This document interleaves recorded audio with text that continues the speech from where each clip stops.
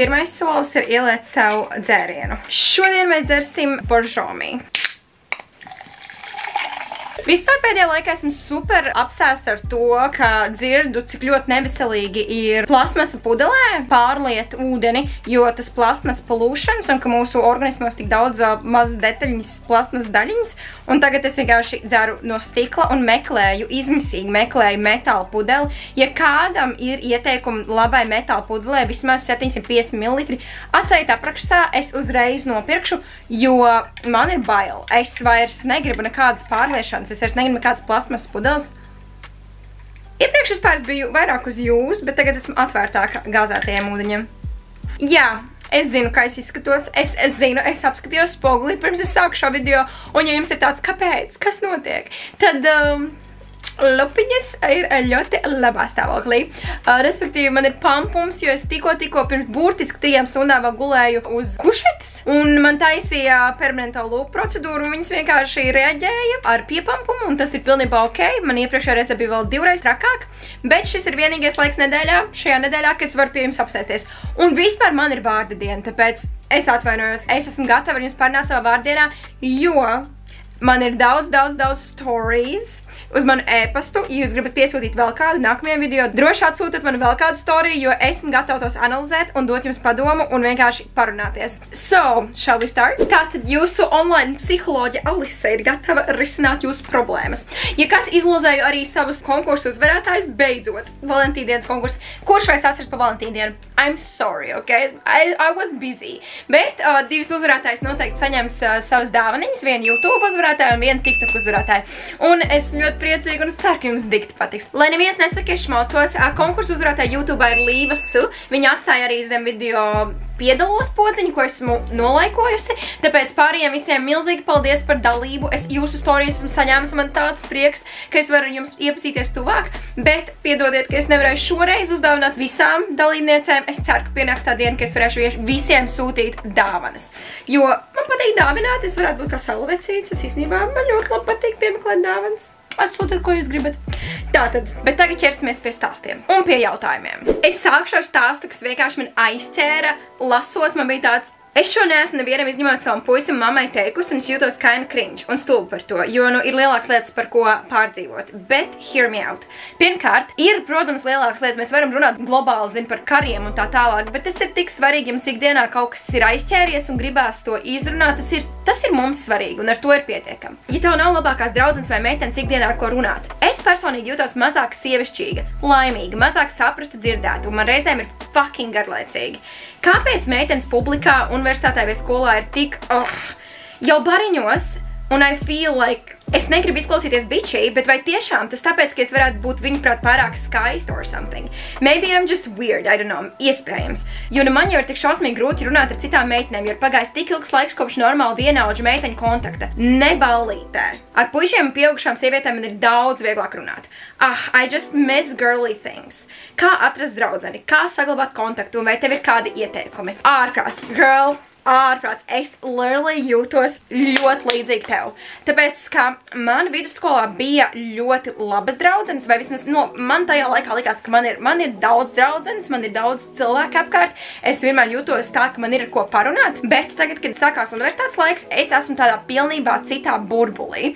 Man nav vispār universitātē normāli tā kā laba draudzene. Es vienkārši redzu, ka citas kuras biedrenes ir tik tuvas, un viņas tu dāvinas vien otrai. Esmu ļoti vientuļa. Tāpēc, ka man ir bišķi citādāka ikdiena, man ir citādāks dzīves redzējums, man ir tāda nojausa, ka vienkārši pārējās mēnesis tiešām viņas grib būt skolotājs, viņas grib strādāt skolā un visu dzīvi tur arī būt. Man ir tā, ka man tas nav gluži tā, esmu bišķi citādāk. Es pieņemsim vienīgā nestrādāju vēl pilnu laiku darbu skolā. Man vienīgai ir cita darba vieta un es jūtos super izstumta, bet man tas ir kā darbs satikt un nepazaudēt savas draudzenes, jo man ir draudzenes, kas ir no vidusskolas, man ir arī atrastas citas draudzenes, kas ļoti reti man ir jauni draugi, bet man ir viena draudzene vai 2 draudzenes, kas man tādas salīdzinoši jaunas, un es strādāju, lai ar viņām satiktos, ok? Tas ir tik svarīgi priekš manis, jo es negribu viņas pazaudēt. Sievišķā enerģija ikdienā ir tik dikti svarīga. Pirmo gadu, kad es biju ar Tomu kopā, es nopietni nesatiktu savus draudzenes. Es biju tik ļoti tajās visā attiecībās un bija tāds, man vispār nevajag meitenes, man esi tu un man ļoti patīk, tu esi man gan draugs, gan puisis vai ne, viss vienā. Un kamēr tas ir ļoti skaisti un jauki, tikmēr es sapratu, ka tā sievišķā enerģija ļoti vajadzīga man ikdienā. Un es nevaru vienkārši būt tikai ar Tomu. Tāpēc šajā gadā esmu tik priecīga, ka es aizēju ar tām draudzenēm uz vīna vakaru, ka mēs pagosipojam, ka mēs parunājam par visādām intīmām lietām. Jo tas ir vajadzīgs, vienkārši vajadzīgs. Tas tāpat kā ēst un dzert. Ja tu esi sieviete, tev vajag arī sieviešu draudzenes. Ja mēs runājam par to, kur viņas atrast, tas ir viens.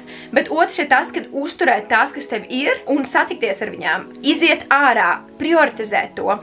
Citreiz atcelt kaut ko citu, lai satiktos, jo vienkārši es citreiz izēju ārā un es jūtos tik labi. Mēs sataisam fočenes, mēs sataisam tiktoks, mēs pasmejamies, mēs aprunājam puišas, mēs vienkārši runājam par visu. Un tas man dod enerģiju. Un tas ir ļoti, ļoti, ļoti vērtīgi. Un es to sapratu tikai pēdējā laikā, jo es saku, to gadu es reāli nesatikos gandrīz ar meitenēm. Man bija tikai Toms. Un tas ir toksiski, bet, protams, to visu ir jāsaprot. Un, zin kā, mēs augam. Un mēs ar laiku sevi iemācamies, mēs saprotam, kāda mēs esam, kas mums ir vajadzīgs, un nevajag sev pārmest. Mans ieteikums noteikti ir tiekties pēc tā, jo tas ir vajadzīgs. Es zinu, ka citreiz daudz vieglāk ir ar pieaugušiem, tā, bet man arī pašai pietrūkst brīžiem tā ciešā komunikācija ar kādu draudzeni, bet man ir cilvēki, man ir draudzenes, kas man ļoti, ļoti patīk. Es vienkārši rakstu viņām, es zvanu FaceTime'ā, es sarunāju satikties, un es arī satiekos, jo tas ir vajadzīgs. Piemēram, šodien arī šajā gadā man ir daudz labāk. Es satiekos, piemēram, šodien es biju ar savu vidusskolas draudzeni uz sporta zāli. Mēs jau gandrīz katru nedēļu ejam vienreiz nedēļā uz sporta zāli. Kamēr es kādreiz ietu ar Tomu, tad tagad nē, man ir mani draudzene, un man ir jāvelta laiks ar viņu, un man ļoti patīk to darīt.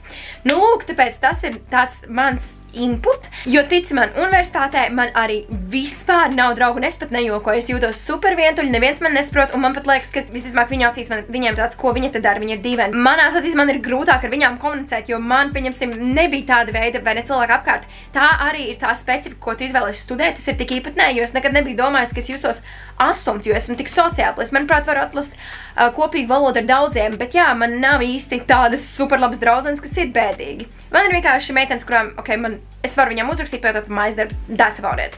Nu, lūk, un jā, kur dabūt draudzeni? Ak, mans Dievs, es nezinu, pastāstiet, man lūdzu jūs. Visvieglāk būtu dabūt draudzeni, jūs ejat kopā uz kaut kādu aktivitāti. Vai tas ir hobijs, vai tā ir skola, vai tas ir, redzi, universitāte, džims, nu, kaut kā tādā veidā, vai ne?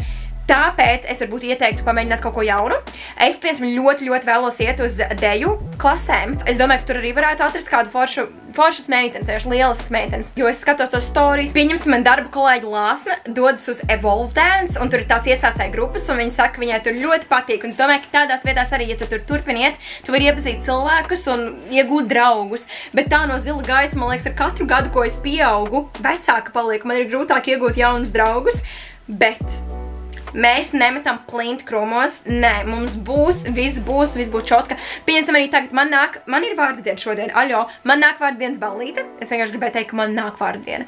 Un man bija tāds bāds, varētu vienkārši ar Tomu aizbraukt uz spā, es negribu tērēties tik daudz, bet man bija tāds, nē, es svinēšu 8. martā, man būs sievietes apkārt, un mēs dosimies tusēt. Jo man to vajag, un lai arī cik ļoti man vajag arī atpūtu, es gribu satikt druškas, man vajag pagupsipot, man vajag uztaisīt tiktoks, es gribu justies amazing, sataisīties, sapucēties un vienkārši, Tā kā jā, es teiktu, nepadodies. Tas, ka universitāte varbūt nav īstā vieta, man arī nav. Man nav draugu tur, nopietni. Un man arī uz manu vārdienas ballīti būs 10 cilvēki, no kurām meitenes ir laikam 7, kas arī nav tā, ka man ir šausmīgi daudz draudzenes. Tās ir manas tuvākās. Un dažas no tām tiešām iepazinu pagājušajā gadā un satvinājos, tāpēc viss būs ok, izmēģini jaunas lietas, esi atvērta. Citreiz tu vari iepazīties vienkārši ir klikšķis, un pēc tam jūs kļūstat draudzenes no kaut kādas, pieņemsim, nezinu, satikāties pie roķenes naktī uz ielas, un jums bija krūta saruna. Tā kā jā, es teiktu tā. Es tevi saprotu. Man patīk viens puisis, un es nevaru saprast, vai es viņam patīku, bet ir viena milzu problēma. Mēs ar viņu īsti nerunājam. Vienīgais, ko es zinu, ka es viņam kādu brīdi patiktu. un tajā laikā viņš man arī patika. Bet tagad es nezinu, kādas viņam ir jūtas pret mani. Es nezinu, ko darīt.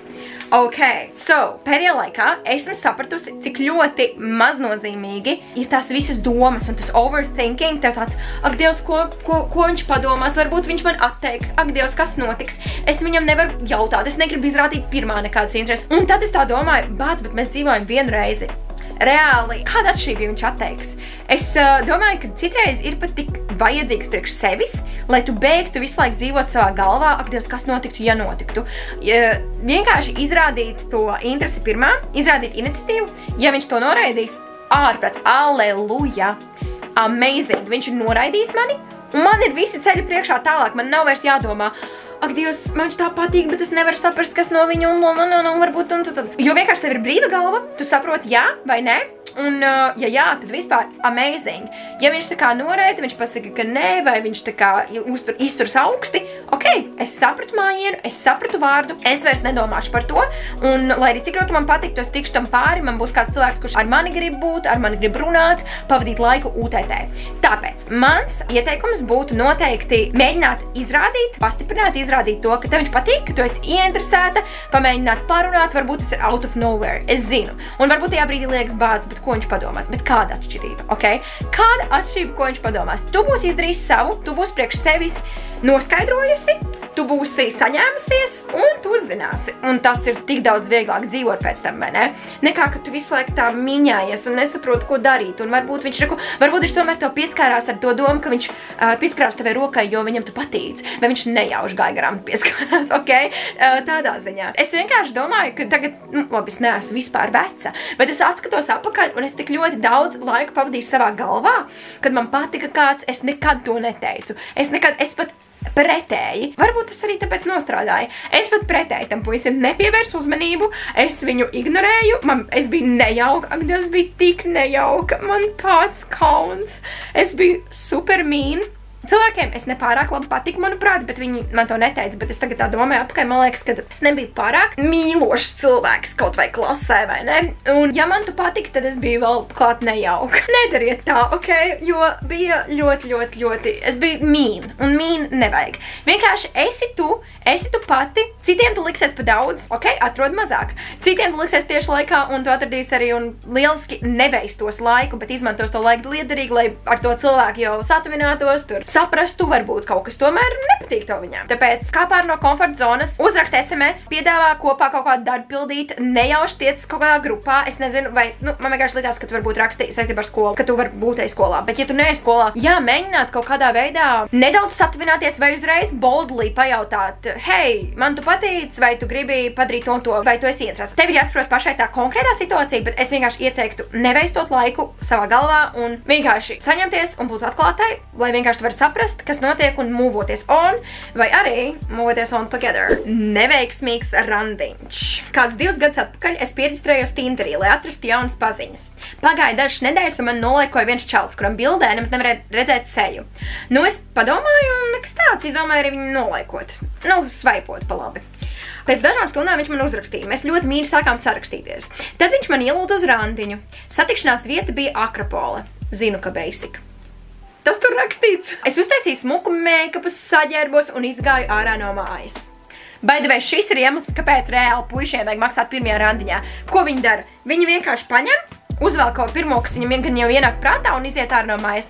Meitene iztērē visus savus kosmetikas produktus, kas maksā vienkārši triljoniem eiro. Nu, viņi uzvelk savas labākās drēbes, viņi vienkārši ir tāda salīta puķīta. Un jūs vēl gribat, lai viņi maksā, es atvainojos, viņi gatavojas tam randiņam stundu, pusotru.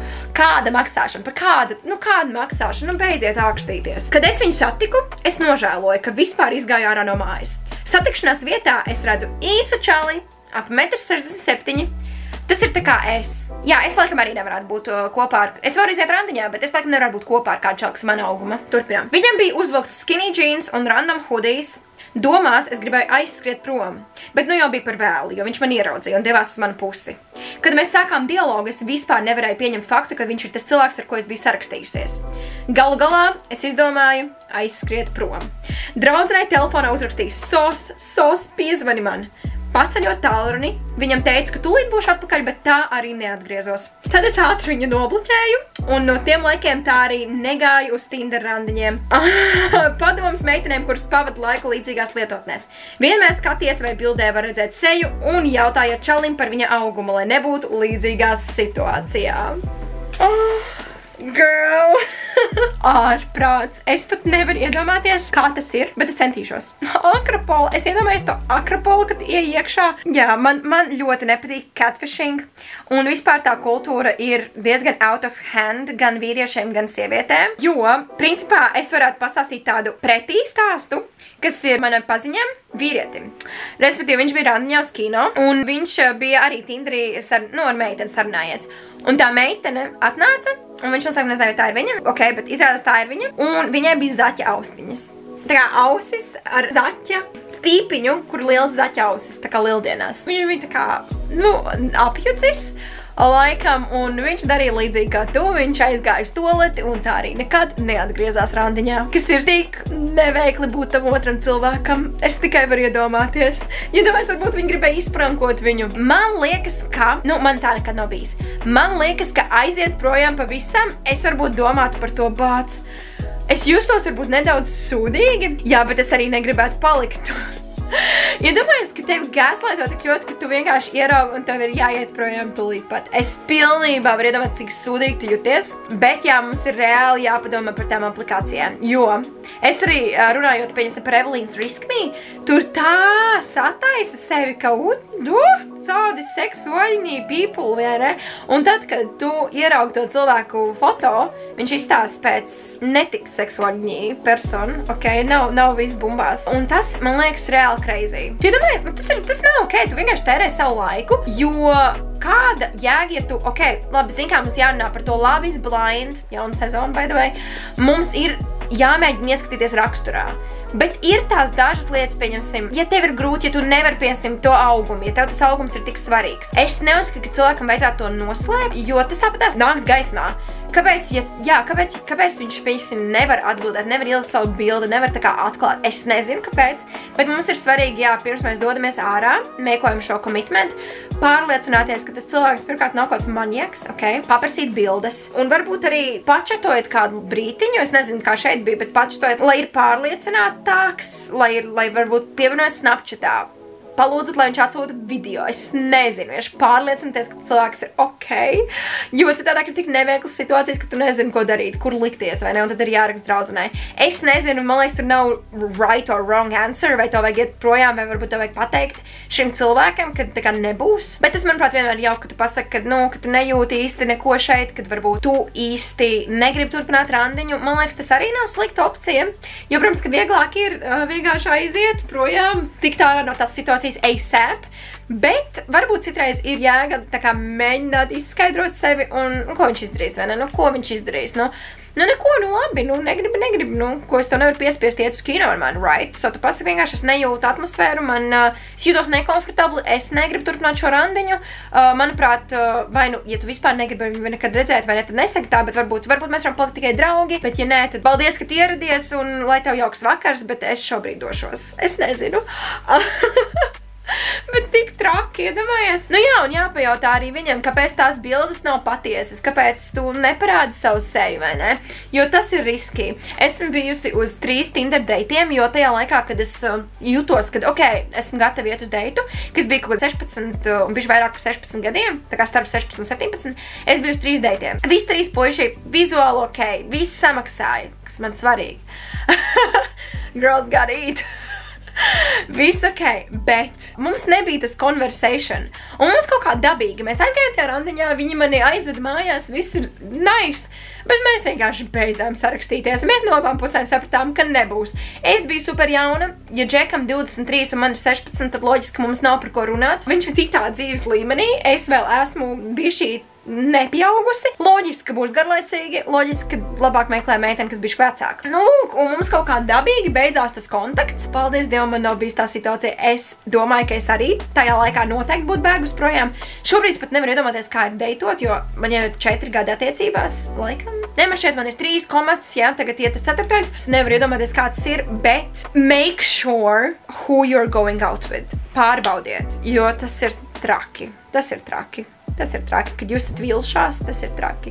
Un es domāju, ka nav jāvērst to savs laiks, nav obligāti jāpalikt līdz randiņa beigām, ja tu negribi. Bet varbūt apsver domu būt atklātai un pateikt viņam acīs, kā ir. Bet es pilnībā saprotu, kāpēc tā aizbēgi. Es būtu bēgusi, kā kājas nes, īpaši 16 gadu vecumā. Es nezinu, kā ir tagad. Tagad no to mēs neesbēgas projām, es pretty much zinu, ko ekspektot randiņā. Kaut kā tā. Pilnīgi karsti paliek no šiem randiņu stāstiem. Tātad, pirmkārt, ir meitene uzrakstījis tik ļoti jauki komentāri par maniem video un par nostalģiju, par to, ka es visu video uzliku atklātus, pieejamas, un man tāds prieks. Es ļoti novērtēju katru pozitīvo vārdu, jo tas man motivē darīt tālāk, un neskatoties to, ka tagad varbūt skatījumi ir zemāki, salīdzinot ar to, kā bija. Man ir bijis pauze, un es noteikti esmu motivēta atdzīvināt šo kanālu, man tā patīk taisīt video. Es esmu passionate about it, man ļoti patīk tas garais formāts, kuras patiešām var ar jums kārtīgi izrunāties un turpināt runāties. Tātad, šobrīd man aktuāla tēma, kas bieži vien asociējas ar tevi, ir breketes. Normāli. Ļoti tuvojas, it kā tas datums, kad tas jāņem nost, bet tajā pašā laikā tas viss velkas tik ilgi un man jau apnicis. Un arī ļoti bail par to, kas tu tur īsti būs sanācis. Ok, komentārs par šo daļu vēstulē. Tātad breketes īstenībā kad man viņas noņēma, man viņas bija visu vidusskolu. Man uzlika 10. klases sākumā un noņēma 12. klases beigās pirms izlaiduma. Un, kad man viņas noņēma nost, es sāku raudāt. Es uzzvanīju manam draugam, man bija tāds, man nepatīk. Man ļoti nepatīk tā sajūta, ka man noņem nost. Jo brekets manā tiešām asociējas ar vidusskolu. Es tiešām liku tās krāsiņas katru mēnesi citādākas. Es vispār, man liekas, izskatījos pēc tāda cutesy, vienkārši tām breketēm un vasarām un vēl vasaras rēmas izskatījos pēc kaut kāda movie character, man liekas. Man ļoti patika arī tas bērnišķīgais aspekts, ko man deva breketes. Un tā, ka man viņas noņēma nost, man likās, es izskatos pēc cita cilvēka. Pirmkārt, es iztos vecāka, otrkārt, es iztos garlaicīgāka. Nu, vienkārši, ka nav vairs tas pats. Un tā arī bija, tas nav tas pats, kas ir, ka tu esi ar breketēm. Īpaši man tas bija, es saku, vidusskolas laikā, tas man arī piedeva tādu bērnišķību, un man tas patika. Bet tad es sapratu, ka izskatās lieliski, ka man ir skaisti milzīgi zobi. Milzīgi zobi. Man literally pirmajā dienā, kas noņēma breketes, daži labi tuvi cilvēki, paldies cilvēki tuvie, pateica, ka izstāsta kā zirga zobi. Man bija tāds auč. Un otrkārt, fuck you. Tikai, ziniet, citreiz cilvēki, it kā viņi ir vecāki un šķiet, ka pieredzējušāki. You don't say that, ok? Tāds, nē, man ir skaisti liels zobi, ļoti daudz cilvēku gribētu savu tik liels zobas. Man ir amerikāņu smaids, viņš ir pa visu seju. Un es mēdzu smaidīt un vienkārši starot ārā enerģiju. Man ļoti patīk. Mans smaids, beidzot to var pateikt, jo īstenībā pirms es liku brekets iekšā, man bija tāda situācija, ka man ļoti nepatika savu zobi. Un tagad atskatos, nebija tik traki, bet tajā brīdī es vienkārši atceros, kā es raudāju. Es teicu, man vajag brekets, vienkārši neglītākais smaids pasaulē. Jo man bija viens ilknīts augšā un pārējie nebija. Man likās, ak, Dievs, šis ir vienkārši mans klupšana akmens. Mani zobi, es nekad nesmaidīju ar zobiem, es atceros, man bija tāds kompleks. Deguns un tie zobi, tie bija man lielākie kompleksi. Deguns tikai dēļ YouTube. Man vispār patika mans deguns, bet tad man iegāja kompleksos dēļ komentāriem maniem. Bet jā, otrs bija zobi, tas gan nāca no manis. Un man mamma teica, mēs ārā zobu nerausim nevienu. Un tad mēs gājām pie pirmā ārsta. Viņš saka, ka jārauj ārā. Nu, nē. Pie otrā, pie trešā. Visi, protams, grib to vieglāko variantu. Izraut zobus. Nu, izraut, laikam, otrā pusē, jo man ir šaura, vai ne? Man nepietika it kā vietas mutē. Tāpēc viņi gribēja izraut. Es neatceros 4 vai 2 zobus. Nu, lai viņi visiem pietiktu vieta, viņi gribēja. Un tad beidzot stomatoloģijas institūtā bijām pie vienas ortodontes, kas pateica, jā, mēģinam, nerausim ārā, atradīsim vietu. Un es atceros, ka viņi arī to manu keisu ņēma un tur rādīja tiem visiem savā, jo man liekas, ka viņi vēl maģistratūrā, vai nu kaut kā viņi vēl studēja, vai viņi bija kaut kādās asociācijās, kur bija tie visi doktori, un viņi rādīja tos manus zobus, un viņi tur kopā analizēja, kā labāk darīt. Bet mēs neizrāmām nevienu zobu, bet es biju tik laimīga, ka man beidzot māma akceptē, zobārsts akceptē, esam gatavi likt brekets, es biju tik excited. Man uzlika, man patika, un tad, jā, kad noņēma, tiešām sākās tāds jauns, vairāk sievišķīgāks mans posms posms dzīves, jo patiešām bez breketēm es jūtos citādāk, es izskatījos citādāk, un man bija grūti to sagramot. Bet es pieradu, un man ļoti patīk, kā izskatās. Manuprāt, zopiņi ļoti skaisti. Un noteikti gatavojies tam, ka būs pārmaiņas, bet tās noteikti ir uz labu, un ar tām vajag sadzīvot. Ir grūti, jo visas pārmaiņas ir tādas izaicinošas, citreiz nepatīkams, bet esi open-minded un būs smuki, būs skaisti zobiņi un beidzot tu vari viņus balināt. Beidzot, tu vari ēst košļens, riekstu un tā tālāk, ko vien tu gribi. Beidzot, tu vari kārtīgi ar zobu diegu iztīrīt visus zobus un nav jāsadraucās. Ir savi plusi, tāpēc noteikti būs ļoti smuki. Otrais punkts šajā vēstulē. Vēl varu pastāstīt, ka jau pārāk daudzus gadus esmu apsēst ar vienu puisi, un tas viss ir tik fucking complicated, ka var sākt skaļi kliegt. Un tikko bija Valentīna diena, es esmu single, bet šī Valentīna diena bija vislabākā. Parasti man šī diena nepatīk, jo tas ir pilnīgs mārketings. Un vajag taču mīlēt vienam otru katru dienu. Bet es šodien uztaisīju pilnībā sev. Es neizgāju ārā no mājas, tik cik pastaigāties. Uzdāvināju savu jaunas smaržas, pabaroju kārtīgi savus matus, ķermeni, uzliku sejas masku, dzēru siltu tēju sveču gaismā un tā tālāk. Principā vienkārši izrādīju visu savu mīlestību, beidzot sev. Tik ļoti iesaku, kaut kas super vajadzīgs pilnīgi ikvienam. Jā, pirmkārt par to puisi. Ārprāts. Manuprāt, katra meitene var atcerēties kādu puisi, kas vienkārši viņai tik ļoti paticis ir. Un viņi nezin, kur likties un nezin, ko darīt. Un varbūt ir tāda situācija, ka viņam jau ir draudzene, bet vienkārši, nenormāli patīk. Un nezin, ko darīt, un nevar palaist, un nevar aizmirst. Bet šajā gadījumā es nezinu, kas ir tas, kas tevi apstādina, vai ne? Šajā situācijā, kāpēc tad tu, nezinu, neizdari nekādu mūvu vai kā, varbūt tur ir kaut kāds iemesls. Bet es domāju, ka visvieglāk tikt pāri ir runājot ar kādu citu, atrodēt kaut kādu jaunu interesi. Sākās universitāte, vēl 9 minūtes. Es saku, mans grafiks ir insane. Bet jā, manuprāt, tiešām nekā vieglāk tikt pāri ir atrod citu mūzu, atrod citu interesi un saraksties, es atvērta, jo man liekas, ka nav jēga baigi ilgi, gadiem ilgi sapņot un domāt par to cilvēku, ja viņš, pieņemsim, ir aizņemts, vai ja viņš nav ieinteresēts. Jo tas ir tavs laiks, ko tu veisto, tā ir tava dzīve, neveisto to. Tur ir cilvēks priekš tevis, ticiet man, katram ir, un varbūt nav viens soulmates, manuprāt. Manuprāt, patiešām tu vari atrast cilvēku, un jūs varat viens otru mīlēt un vienkārši palabot savus knifiņus, lai otram tas palīdzētu, un bišķīt pamainīt to, ko var pamainīt, protams, nemainot savu kodolu, bet jūs varat sadzīvot un būt super laimīgi. Tā kā noteikti nav tā, ka ir viens cilvēks tikai tev. Es nezinu, dodies ārpus mājas, starp citu meitenes, man liekas, nav slikta ideja. Tie speed dating activities, vai ne? Es zinu, ka man EHR office, vai ne? Man darbs veido speed dating sadarbībā ar Rīga Plazu. Tas, manuprāt, ir ļoti nice. Tu vienkārši aizēji, tur tā vecuma grupas ir no cik līdz cik gadiem, un tu aizēji, tu apsēdies un minūtes laikā pārunā. Un, manuprāt, tas ir lielisks veids, kā iepazīt to cilvēku, saprast, jā vai nē, minūtes vai... es neatceros, cik tur minūtes tev ir laika, lai ar viņu runātu. Bet kāpēc nē? Vienkārši piedalies tādās šķietami bizarru lietās, kas beigās tev pat tu vari iegūt draugus, tu vari iegūt simpātiju un beidzot tu vari tikt pāri tam milzīgiem krašam. Tāpēc, jā, atrod jaunu iedvesmu. Tas ir mans ieteikums šeit. Un par Valentīna dienu un laiku ar sevi, meitenes, es ar katru, manuprāt, mēnesi saprotu arvien vairāk, cik svarīgi ir pavadīt to laiku ar sevi, ieiet vannā. Ak, Dievs, kā es mīlu parūpēties par savu ādu, noskrubēt visu, noskūt, un es vienkārši man tā skaisti slīdīgs, man tāds, ak, Dievs, esmu dieviete. Es vienkārši eju gulēt savā silk zīves pilvendrānā, man mati ir smuki sataisīta. Es vienkārši mīlu parūpēties par sevi. Iepriekš tā nebija, es biju jaunāka, man tas likās tā, man nelikās svarīgāk, ne miegs, ne tas, kāda kvalitāte tam, ko es dzeru, tam, ko es ēdu, tam, ko es izmantoju ikdienā. Ar katru gadu, kad es pieaugu, es jūtu, cik tas ir vajadzīgs un cik ļoti tas mani pacilā un liek justies labi, un tas pievelk, manuprāt, arī to, ko man vajag pievilkt ar manu enerģiju. Tāpēc noteikti parūpēties par savu auru, dariet to, kas jums patīk, uzlieciet sejas masku, aiziet uz to skaistumkošanas procedūru, jo ticiet man, tā jums liks justies labāk. Un tas, ka jums tas liek justies labāk, piesaista un reflektē arī uz jums. Man patīk parūpēties, man patīk sevi sakot, man patīk izstīties labi un man patīk vienkārši tas, kā tas man liek justies. Un noteikti arī jums ir tas jāatcerās un jāprūpēs par sevi, jo ticiet man, Ja jūs būsiet broken, ja jūs būsiet bēdīgas, nelaimīgas, neapmierināts ar savu izskatu, arī otra pusīte vai tā simpātija to jutīs un negribēs iet tajā visā ķēpā iekšā, lai jūs izvilktu ārā no tā visa, jo jums vajag parūpēties par sevi pirms jūs varat parūpēties par par relationshipu, par vēl kādu. Jo šķietami, ak Dievs, es atstāšu sev vēlākam. No sākuma vajag mammai to, tētim to, brālim to, man vajag draugu, reku draugam, es tur iešu uz randiņu, es tur visu viņam nopirkšu, es tur visu izdarīšu. Par sevi vēlāk. Ar tādu mindsetu mēs nepiesaistīsim to, ko mums vajag, un mēs nebūsim laimīgi arī attiecībās. Arī tajā ballītē mēs nebūsim laimīgi, mēs nejutīsimies amazing. Tā kā jā, uz šādas nots, self-care ir nots, uz kuras mēs pabeidzam šo video.